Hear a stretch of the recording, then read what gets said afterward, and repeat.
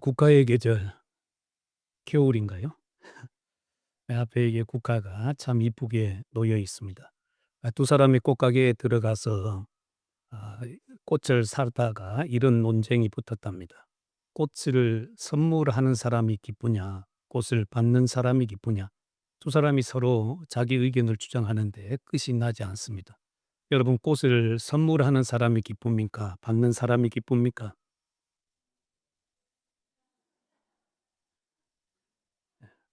끝이 나지 않아서 그 꽃을 파는 사람에게 물어봤답니다.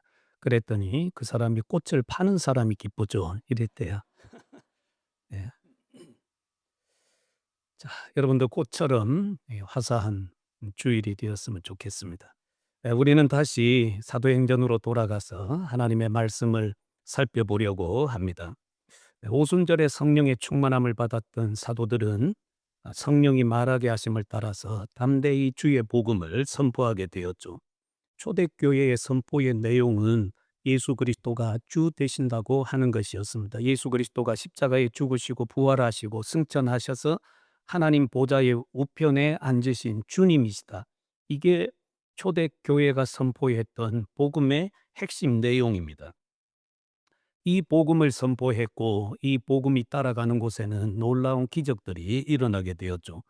베드로와 요한은 성전 미문에 앉아 있는 사람을 예수 그리스도의 이름으로 이렇게 세웠습니다. 그 사람이 너무 기쁘고 기뻐서 성전 뜰에 들어가서 기뻐 뛰며 하나님을 찬양하고 영광을 돌리게 되었죠.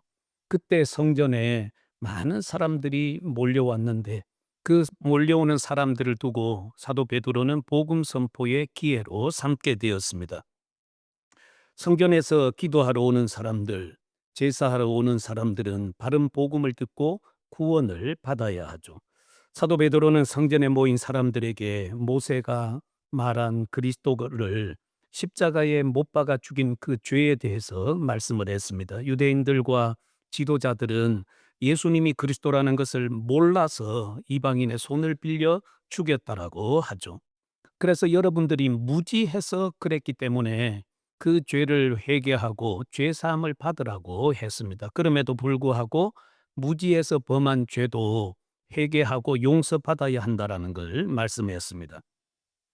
베드로 사도가 이들을 향해서 선포한 복음의 핵심 내용은 우리가 추수감사주일 전에 말씀을 들었습니다. 그때 제가 드렸던 말씀의 핵심은 이런 거였습니다. 예수 그리스도는 하나님께서 아브라함에게 약속하신 씨입니다. 하나님께서는 아브라함에게 너의 후손이 하늘의 별처럼 바닷가의 모래알처럼 많을 것이고 너가 복의 근원이 될 거다. 너를 통해서 복을 받게 될 것이라고 말씀을 했는데 우리가 성경을 보면 하나님께서 아브라함에게 약속하신 씨는 딱 한 사람입니다. 단수예요. 그분이 누구인가 하면 갈라디아서 3장 16절에 나오는 아브라함의 후손으로 오신 예수 그리스도를 가리키죠. 예수 그리스도 한 분만이 진정한 복이 된다라는 것을 말씀을 해 주셨습니다. 그리고 예수 그리스도는 모세가 자기와 같은 선지자라고 예언을 한 분이죠. 모세는 그가 이 세상에 오셨을 때 사람들은 그의 음성을 듣고 순종하는 것이 생명이고 그의 말씀을 듣지 않는 것이 멸망이라고 했습니다.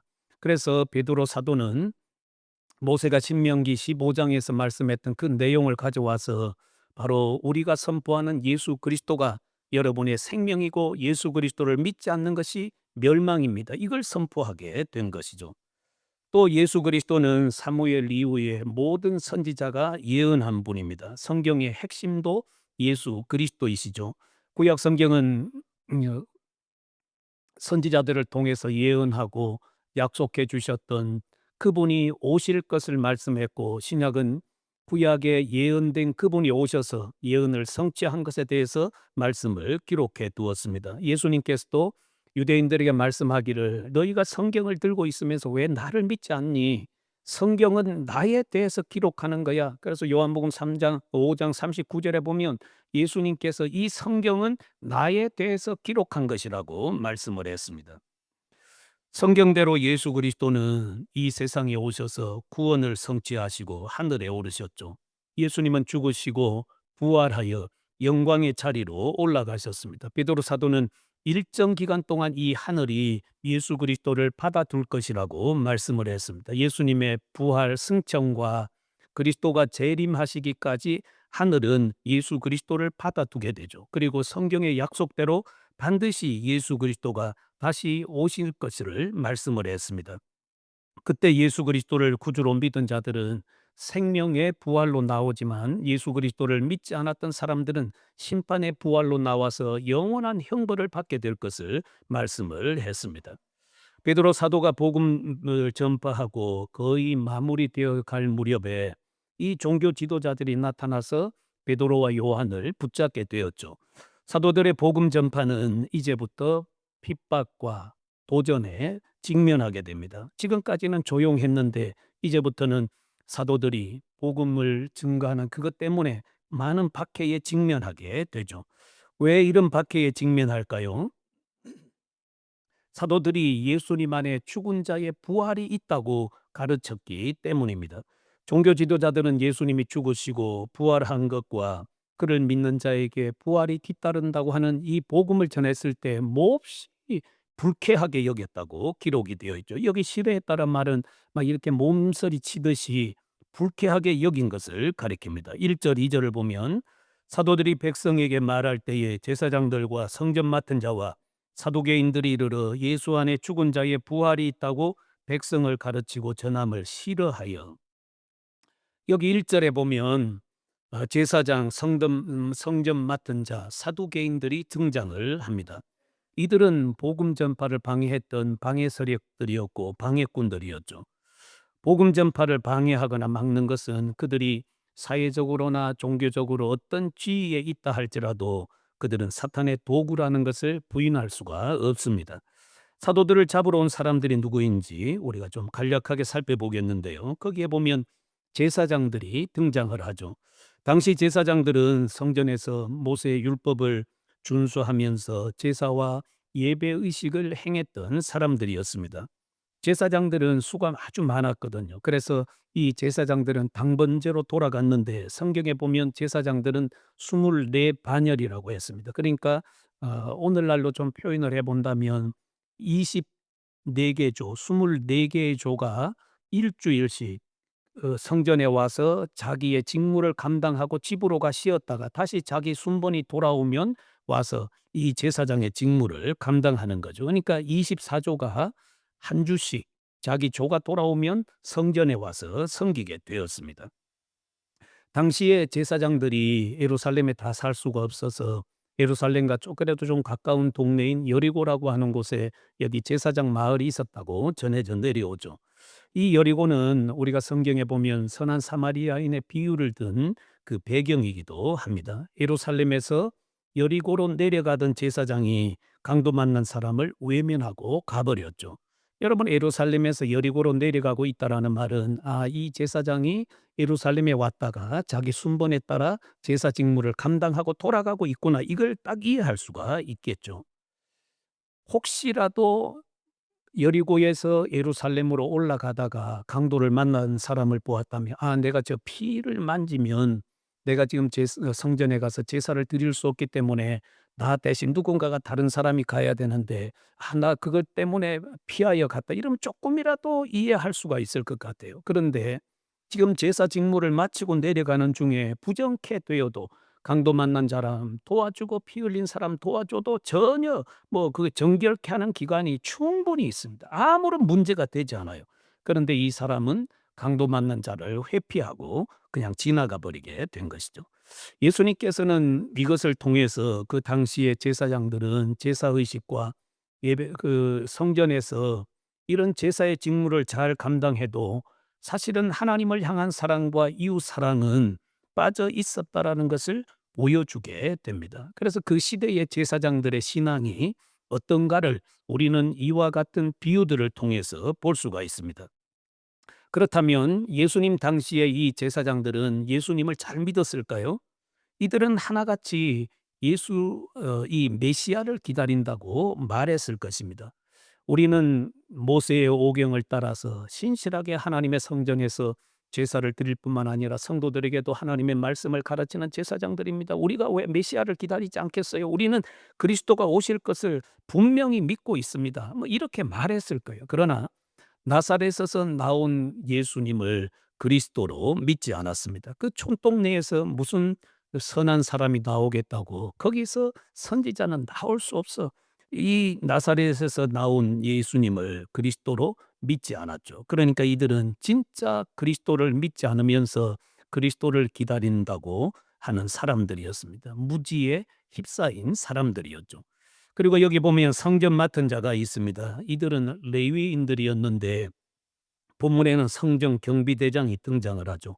성전을 지키는 사람들이었습니다. 그러니까 많은 사람들이 모일 때 성전에서 무슨 소란스러운 일이 일어나거나 불미스러운 일이 있을 때 이 경비대장은 자기의 부하들을 이끌고 와서 그 사람들을 체포하거나 소란스러운 일을 잠재우는 일을 하게 되죠. 예수께서 성전에 가셔서 이 채찍을 만들어서 장사하는 자들 내쫓고 뭐 상을 뒤엎게 할 때에 그때 이 사람들이 출동하거든요. 그래서 당신이 무엇 때문에 성전에서 소란을 피우느냐, 이 성전의 경비를 책임진 사람들이었습니다. 이 사람들은 무슨 일이 발생하면 부하들을 이끌고 와서 그 사람들을 체포하겠죠. 지금 이 사도들도 이 사람들에 의해서 체포를 당한 것입니다. 가룟 유다가 예수님을 은 30에 팔기 위해서 찾아간 사람들이 누구인가 하면 바로 이 대제사장들과 성전 경비대장들이에요. 이 사람들에게 찾아가서 나 예수를 당신들에게 넘겨줄 테니까 거기에 합당한 몸값을 주세요. 이 거래를 했습니다. 그리고 나중에 이 가룟 유다가 예수님을 잡으러 감람산에 왔을 때에도 이 사람들을 데리고 왔습니다. 누가복음 22장 52절에 보면 예수께서 그 잡으러 온 대제사장들과 성전의 경비대장들과 장로들에게 이르시되 너희가 강도를 잡는 것 같이 검과 몽치를 가지고 나왔느냐 이러면서 그들에게 말씀하시죠. 이들이 다 한 통속들이에요. 다 한 통속들입니다. 당시 대제사장은 레위 지파에 속한 사두개인들이었습니다. 여러분 이 사두개인들이 어디서부터 출발을 했는지 잘 모르는데 다윗 때에 이 다윗의 사랑을 받았던 사독이라는 제사장이 있습니다. 그 사독의 이름에서부터 유래되었을 것으로 보는데 원래 대제사장은 세습이에요. 아론의 레위 지파의 아론의 자손들만 그 대제사장의 직무를 쭉 이렇게 이어받아서 계속해서 그 직무를 감당해야 했습니다. 그런데 예수님 당시의 전후의 역사적 그 일들을 보면 이 대제사장이 아론의 자손이 세습을 해서 그 직분을 이어온 것이 아니고 임명을 했습니다. 이 이스라엘을 지배하던 나라가 대제사장을 임명하였죠. 예수님 당시에 로마가 이 유다를 지배하고 있었기 때문에 유다 역시도 이 대제사장을 세울 때 이 로마의 제가가 있어야 했습니다. 그러니까 대제사장들은 사회적으로 아주 이 높은 자리에 있었던 귀족들이었고 그리고 로마와 정치적으로 아주 결탁되어 있었던 사람들이죠.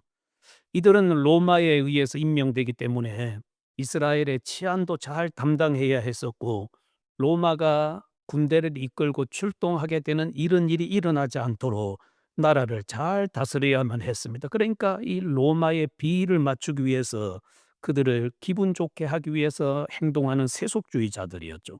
대제사장이라고 하는 직분은 가지고 있었지만 아주 정치적이고 교활하고 세속적인 사람이었던 것을 알 수가 있습니다.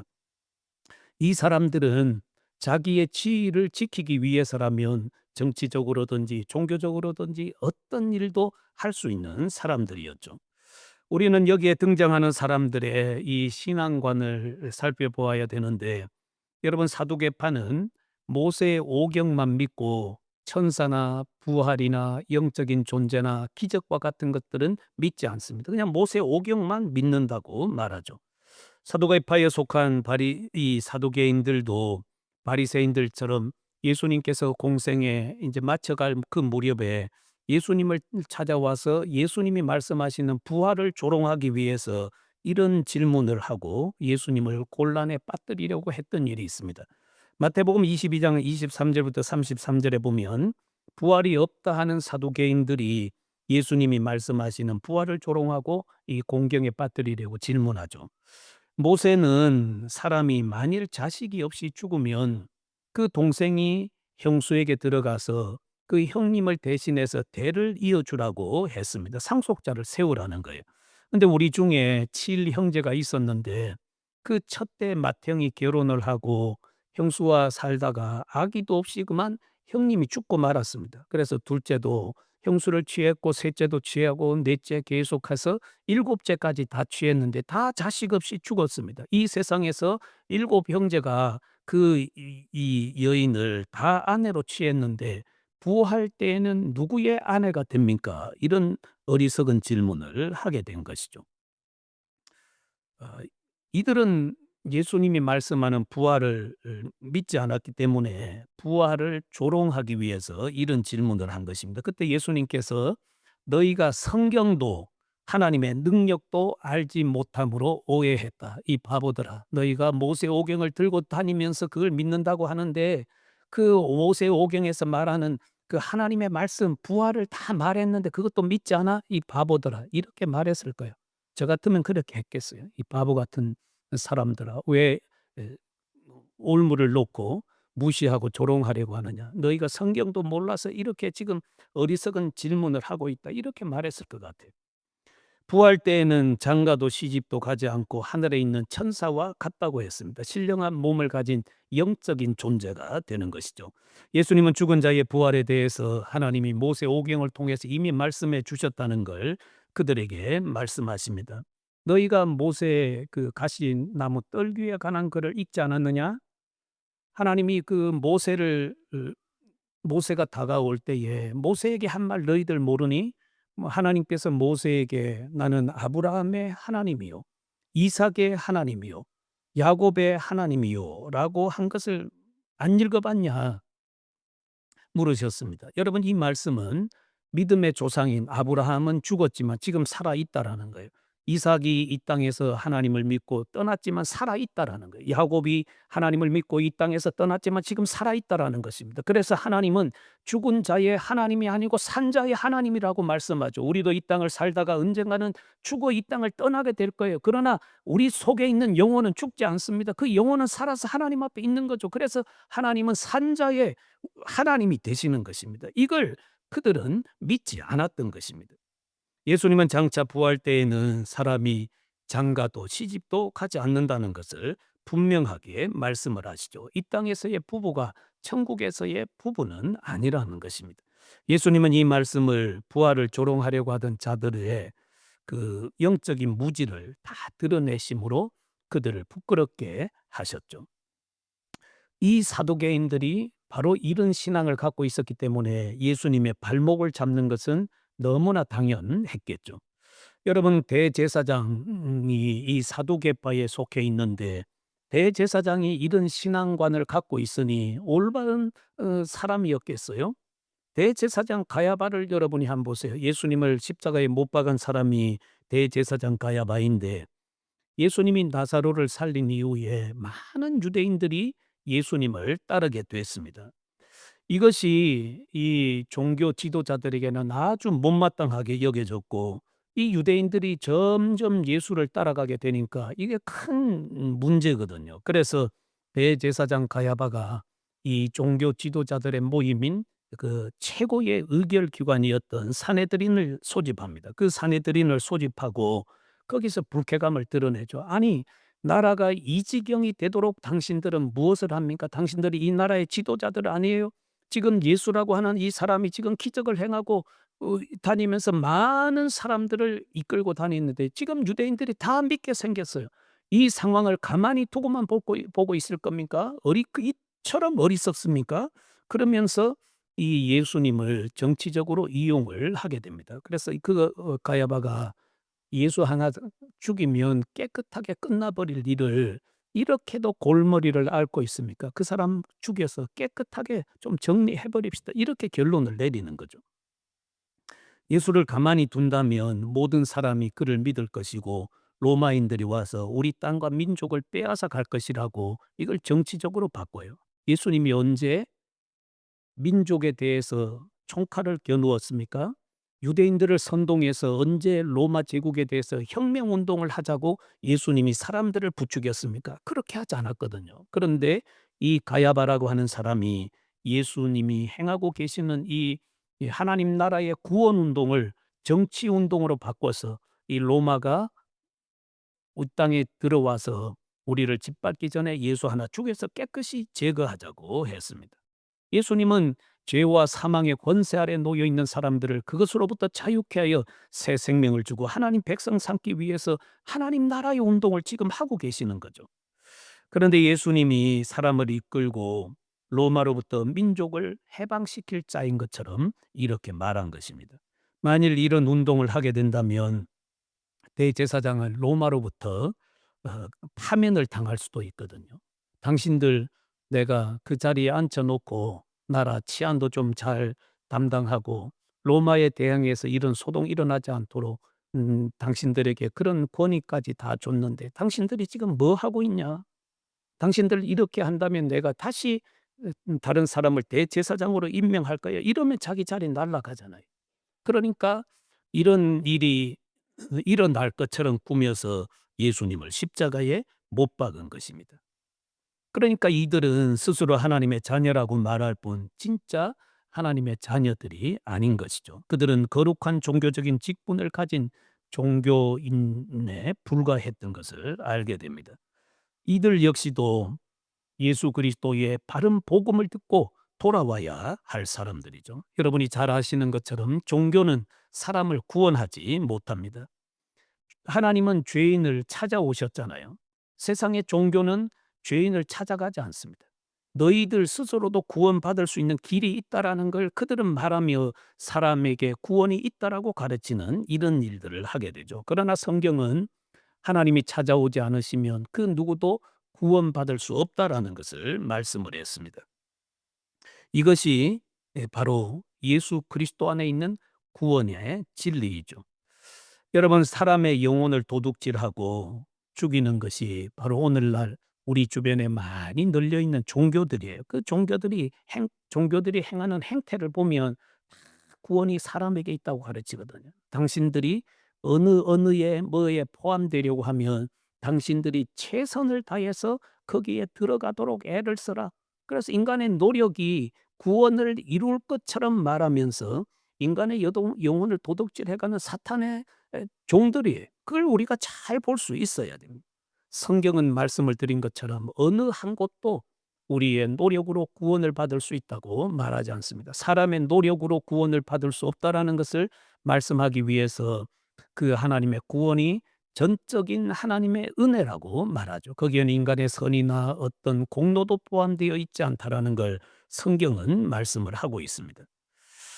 성경에 등장하는 이런 사두개인들, 이들의 신앙관이 얼마나 잘못되었는가를 알게 되죠. 이들뿐만이 아니고 예수님께서 사역하실 때 그 하나님의 말씀을 필사하면서 보존한다고 했던 사두개인들, 하나님의 율법을 가르치던 사람들이나 그 시대의 가장 경건한 무리들이라고 말했던 바리새인들과 같은 사람들도 전통과 율법에 꽁꽁 묶여서 헤어나지를 못했습니다. 그래서 예수님께서 그들을 향해서 아주 심각한 말씀을 하시는데 얼마나 답답했으면 그 사람들을 향해서 "이 독사의 자식들아"라고 말씀을 했을까요? 그 정도로 이 앞뒤가 꽉꽉 막혀서 복음이 들어갈 틈이 없었던 사람들입니다. 그러므로 아무리 종교적으로 탁월한 삶을 살아도 예수 그리스도를 믿지 않으면 구원이 없죠. 예수님께서 요한복음 3 장에 니고데모와 대화를 하실 때 니고데모는 아주 유명한 사람이었어요. 유대의 니고데모 그렇게 이름만 대면 다 아는 신학자였습니다. 그렇게 탁월했던 사람이 종교적으로는 아주 능했지만 예수님이 말씀하시는 하늘로부터 나는 생명, 거듭남에 대해서 몰랐거든요. 그 정도로 유명하고 그 정도로 탁월했던 사람이 종교적인 사람이었어요. 구원을 몰랐어요. 그래서 예수 그리스도께서 그 사람 앉혀놓고 중생이 뭔지에 대해서 하나하나 가르쳐 주셨습니다. 그리고 그는 훌쩍 떠나버렸죠. 그 당시에 이 사람들이 얼마나 종교적이었는가 이것을 우리는 볼 수가 있습니다. 종교적으로 아무리 탁월해도 그들 가슴 속에 예수 그리스도가 계시지 않으면 구원이 없다라는 걸 성경에서 배울 수가 있습니다.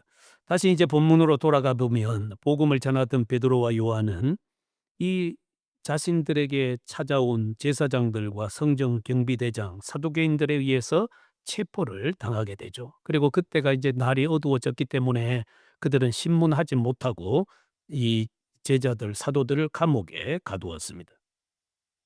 그런데 우리가 이제 성경을 보면 여기서 하나님의 놀라운 일이 펼쳐지고 있다라는 것입니다. 나의 상황, 사도들의 상황을 보면 위기잖아요. 복음을 전한 후의 상황이 아주 어수선하고 혼란스럽습니다. 그러나 하나님은 전혀 혼란스럽지 않다라는 거예요. 나의 상황이 혼란스러울 뿐이지 우리 하나님은 이 상황 속에서도 하실 일을 하고 계시는 것을 보게 됩니다. 이때 하나님의 큰 일이 드러나는데 그것은 바울이 복음을 전하면서 경험했던 것과 같은 그 일이 일어난 것입니다. 여러분 사도 바울은 복음을 전하면서 참 많이 힘들었거든요. 그래서 우리가 바울의 그 고난의 목록이라고 하는 그 복음을 전하면서 당했던 고난의 목록들이 쫙 기록이 되어 있는데 그게 고린도후서 11장에 나와 있습니다. 그 내용을 보면 바울이 얼마나 복음을 전하다가 많이 고통받고 아파했는지 보게 돼요.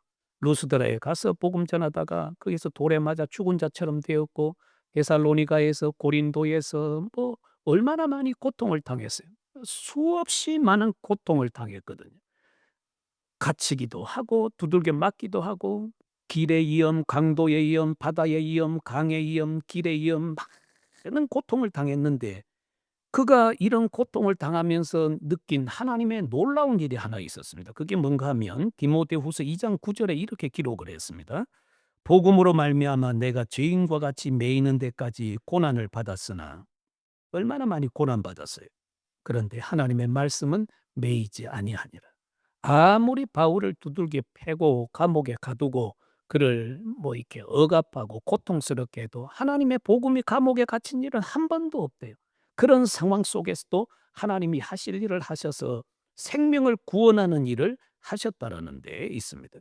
복음을 전하는 일꾼은 매여도 그들이 선포한 복음을 감옥에 가둘 수는 없었습니다. 어느 시대를 막론하고 복음이 감옥에 갇혀서 빠져나오지 못한 시대는 한 곳 한 시대도 없었습니다.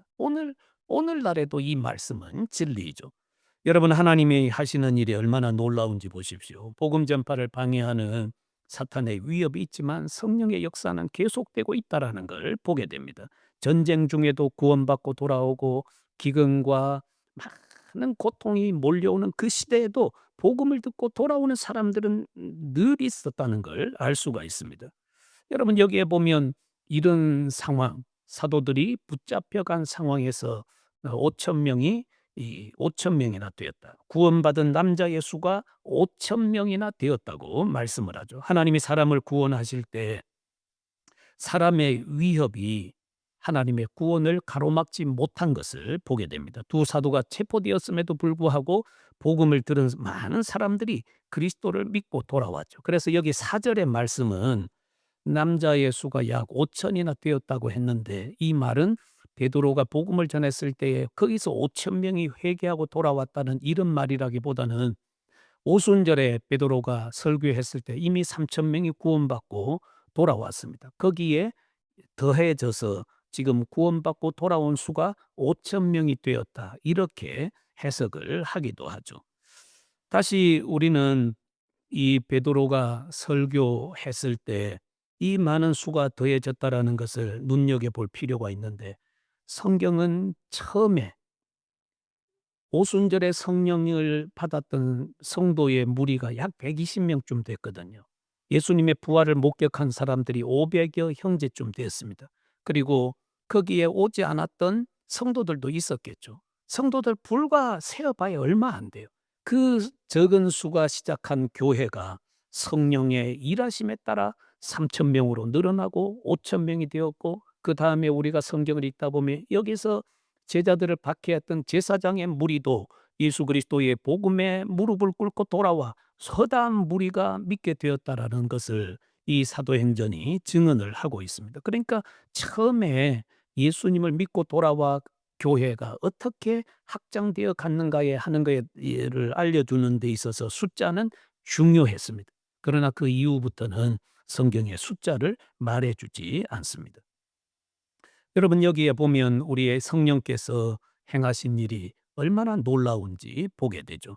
오늘날도 여러분도 복음을 전하는 일에 애쓰고 힘쓰는 분들이 많이 있을 거예요. 남이 보든지 보지 않든지, 그리고 여러분 주변에 있는 여러분이 사랑하는 사람들, 또 아끼는 사람들, 자녀들, 형제들에게도 복음을 전하는 분들이 있을 거예요. 그런데 여러분 복음을 전하면 여러분 마음같이 되나요? 안 되거든요. 때로는 그 복음 전한 것 때문에 낙심이 될 때가 있습니다. 내가 이 좋은 복음 전하는데, 이 예수님의 복음을 전하는데 왜 그렇게도 안 받아들일까? 이 복음 좀 받아들이고 내가 믿는 것처럼 이 사람도 좀 기뻐하고 즐거워하며 구원의 복을 누렸으면 좋겠는데 왜 안 할까? 마음이 무너질 때가 있거든요. 그런데 마음이 무너질 이유가 없다라는 거예요. 여러분이 전한 그 복음이 그 상황 속에서 여러분에게는 마음이 무너지는 아픔처럼 다가올 수 있어도 성령은 그 말씀을 통해서 일하셔서 그 영혼을 언제든지 변화시킬 수 있다라는 것입니다. 믿습니까? 예. 그렇게 할 수 있어요. 하나님이 얼마나 놀라운 일을 하시는데. 그래서 우리가 이런 말씀들을 통해서 '야, 그렇다면 베드로와 요한은 지금 감옥에 갇혀서 막 벌벌벌벌 떨고 있었을까? 아이고 우리 어떻게 될까? 우리 어떻게 될까? 다음에 살아가서 복음 전할 수 있었을까?' 그렇게 벌벌 떨고 있었겠어요? 그렇지 않았을 거예요. 담대했을 거예요. '우리 상황이 이래도 주께서 일하신다. 성령께서 우리를 여기까지 이끌어 오셨다면 또 일하실 거다.' 이런 믿음을 가지고 일했을 것입니다. 여러분이 복음을 전할 때 낙심할 이유가 없습니다. 여러분이 전한 복음이 다른 영혼을 구원했고 여러분이 전한 복음을 통해서 다른 사람이 살았어요. 그렇다면 내가 왜 낙심하고 그 일에 대해서 실망할 필요가 있는가? 전혀 그렇지 않다라는 것입니다. 여러분이 생명을 살리는 일에 쓰임만 받기를 바라는 그 마음 가지고 늘 그 자리에 서 계시면 하나님은 여러분을 통해서 생명을 살리는 이 일을 계속해서 하실 것입니다. 이제 마지막으로 여러분 여기를 한번 보십시오. 우리는 이 본문을 보면서 하나님이 진정으로 바라시는 하나님의 소원은 무엇일까 하는 것을 생각해 볼 수가 있습니다. 하나님은 많은 사람이 예수님을 믿고 돌아오기를 바라신다라는 것이죠. 그러면 누구를 통해서 이 일을 하실까요? 하나님은 한 생명 한 생명이 예수 믿고 돌아오기를 바라시는데 누구를 통해서 이 일하기를 원하실까요? 바로 이 자리에 앉아 있는 여러분을 통해서 그 일을 하고 싶어 하시는 거예요. 로마서 1장 16절에 복음은 모든 믿는 자에게 구원을 주시는 하나님의 능력이 된다고 했습니다. 복음은 나의 지혜나 말로 하는 것이 아니고 그 복음을 전하는 거예요. 복음의 핵심이 뭡니까? 예수님이 죽으시고 부활하시고 승천하셔서 다시 오실 주님이세요. 그분이 주라는 것을 선포하면 성령께서 일하신다라는 것입니다. 그 복음이 능력이에요. 그 복음. 사도 바울이 말하잖아요. 이렇게 하나님께서 많은 영혼을 구원하게 하신 것은 내 말의 지혜와 능력에 있었던 것이 아니고 성령의 능력으로 된 것이라고 했습니다. 내 말의 지혜가 아니에요. 성령의 능력으로 그 일이 이루어지는 것입니다. 그러니까 여러분이 전하는 복음, 내가 볼 때 뭐 그다지 논리적이지도 않고 내가 보았고 경험했던 성경이 말씀하는 예수님 전해 주는데 내 복음을 전하는 내가 생각해 봐도 뭐 특별히 탁월한 것 같지 않는데 그 말씀 앞에 한 사람이 예수 믿겠다고 해요. 그리고 예수님을 구주로 영접해 드립니다. 시간이 지나고 한 해가 가고 두 해가 가는데 얼마나 믿음으로 이쁘게 아름답게 잘 자라가는지 놀라워요. 나의 힘이 아닌데 하나님이 그렇게 세워 가세요. 아. 여러분 우리 가운데에는 여기서도 복음을 전하고 또 먼 곳에 복음이 닿지 않는 그런 곳에까지 가서 복음을 전하는 분들도 있습니다. 저희가 복음을 전하러 이렇게 딴 나라에 갔을 때 다음 해에 가서 보면 신비한 게 있어요. 그게 뭔가 하면 아니 이렇게 척박하고 예수 안 믿는 사람들로 진을 치고 있는 이런 환경 속에서 과연 이 사람들이 숨 막히지 않고 살아날 수 있을까?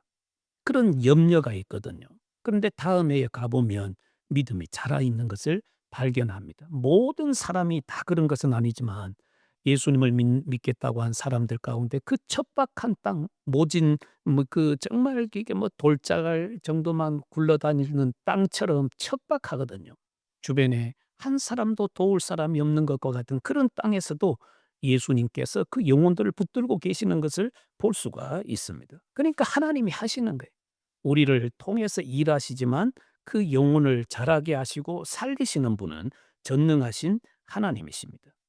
여러분이 이곳에서도 먼 곳에서도 그와 같은 일을 하시면 여러분은 정말 귀한 일을 하는 거예요. 천하보다 귀한 한 생명을 살려 하나님께 올려드리는 것입니다. 저도 이렇게 좀 곰곰이 생각을 해보는데 과연 이 땅을 살다가 하나님이 부를 때 떠나는 것이 뭘까? 곰곰이 좀 생각을 해봅니다. 저도 이런 거 생각해 보거든요. 이 땅에서 과연 무엇이 하나님이 바라시는 일일까? 하나님, 제가 이 땅에 살면서 밥벌이만 하다가 왔습니다. 저 밥벌이만 하다가 왔습니다. 그게 하나님 앞에서 과연 의미 있는 일일까? 그것은 예수 안 믿는 사람들로 다 하는 일이거든요. 밥벌이 하는 거에 다 하잖아요. 과연 무엇이 하나님 앞에서 영광이 되고 하나님이 기뻐하는 일일까? 저는 곰곰이 생각해 보니까 이 땅에서 뭔가 큰 업적을 이룬 것도 아니더라고요. 진짜 소중한 일은 한 영혼 말하잖아요. 천하보다 귀한 생명을 살리고 그 영혼을 하나님께 올려드리는 이 일이 그 어떤 것보다 소중하고 귀하다는 거예요. 여러분이 이 세상에 아무리 많이 쌓은들 천하보다 귀한 돈을 쌓겠어요? 재물을 쌓겠어요? 명성을 쌓겠어요? 못 쌓거든요. 평생 쌓아도 우리가 그래 못 쌓아요. 무엇이 하나님 앞에 귀한가? 생명 살리는 거죠. 생명 살리는 거. 여러분 교회 오래 다니고 성경 들고 다닌다고 다 살리는 것도 아니거든요. 여러분들이 하나님 앞에서 곰곰이 한번 생각해 보세요.